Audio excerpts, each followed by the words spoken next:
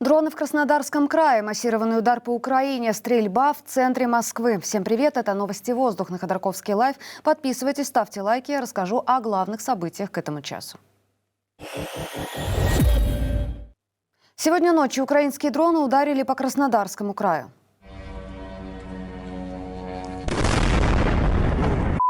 Повреждены жилые дома в Славянске на Кубани и на хуторе Чигрина. Есть пострадавшая жительница, сообщил губернатор Вениамин Кондратьев. Также, по данным издания «Астра», атакован мост через реку Протока, который соединяет Славянск на Кубани с хутором Трудобеликовским. При этом переправа осталась цела. В самом городе перекрыта улица, на которую упали обломки дрона.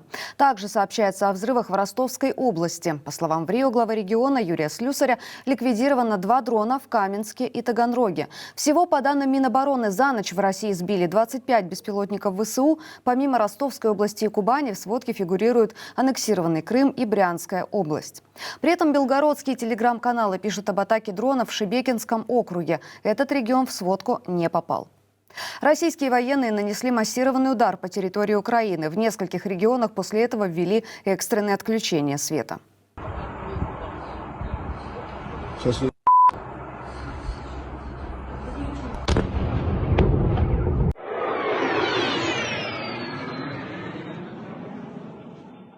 Обесточена часть Луцка. В Ровненской области без электричества остались 280 тысяч человек. Также там наблюдаются перебои с водоснабжением. Такая же ситуация. Нет ни света, ни воды в Житомире. Временное отключение ввели в Херсоне. Во Львовской области обесточены более 500 тысяч домов. В Волынской области свыше 200 тысяч. В Ивано-Франковской без электричества около 300 тысяч абонентов. В Хмельницкой ограничения затронули 2 района. В Николаеве области тоже нет света, не работает электротранспорт, закрыты школы. Помимо отключений есть пострадавшие и погибшие жители. В Харьковской области за сутки после атак дронов погибли 2 человека, 3 пострадали. В Харькове повреждено производственное предприятие. В Винницкой области ранена 1 женщина, 3 пострадавших в Одесской области. Также в этих регионах повреждены частные дома и гражданские автомобили, сообщили местные власти. В Киеве обломки дронов упали на территории предприятия в Дарницком районе. Россия предложила Украине провести самый крупный обмен пленными с начала войны по формуле 630/630. Об этом заявила официальный представитель МИД Мария Захарова.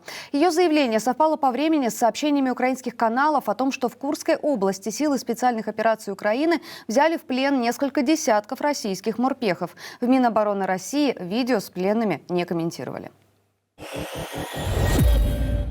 Неизвестные устроили стрельбу в центре Москвы. Как сообщил источник РЕН-ТВ, конфликт случился у кафе «Кофемания» на Большой Никитской накануне вечером. Компания из 5-7 человек сидела внутри заведения. Но после словесной перепалки они вышли на улицу. Там один из них ударил оппонента, после чего тот достал травмат и выстрелил своему противнику в ногу. Все участники перепалки скрылись, их разыскивает МВД. Особые приметы – рост выше среднего, среднее телосложение, длинные бороды.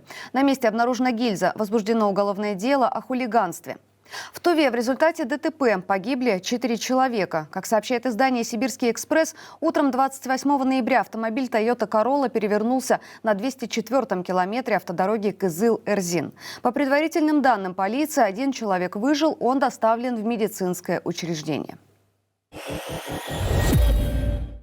Бытовая техника в России подорожает на 10-20%. Об этом пишет издание «Коммерсант». По его данным, о повышении цен в среднем на 10% уже уведомили ритейлеров компании «Беко», «Тефаль», «Куперсберг», а также несколько российских производителей. В частности, гендиректор компании «Куперсберг» Дмитрий Шашкин заявил, что их компания поднимет цены на 10% уже 2 декабря. Собеседник «Коммерсанта» среди дистрибьюторов отметил, что из-за высокой ключевой ставки и курса доллара потребительская техника в январе может подорожать на 20%.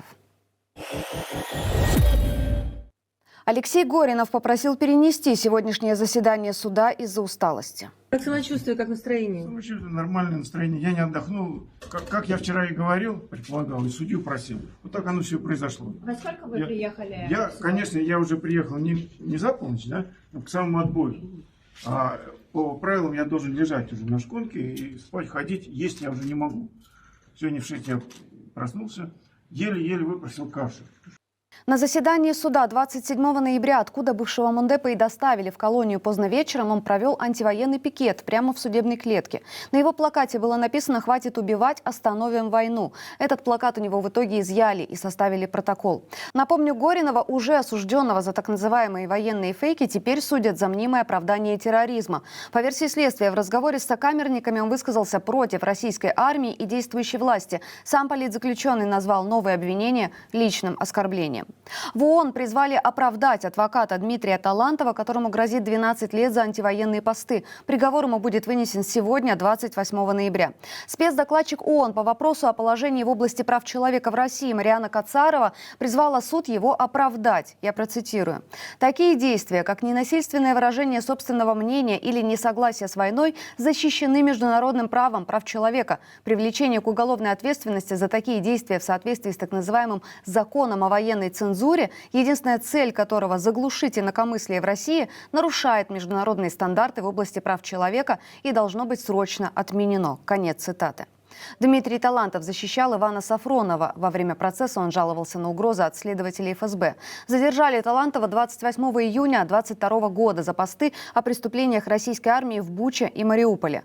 Процесс над ним Марианна Кацарова назвала, цитата, «частью страшной масштабной практики репрессий в России, когда юристы все чаще становятся объектом преследования за выполнение своих профессиональных обязанностей». Конец цитаты. Что же, это были главные новости к данному часу. Оставайтесь на нашем канале, смотрите другие ролики, ставьте лайки, подписывайтесь и помогайте нам шире распространять информацию. А также подписывайтесь на наш телеграм-канал. Мы дублируем там все свои выпуски, в том числе для вашего удобства в аудиоформате. И главное, берегите себя. Пока-пока.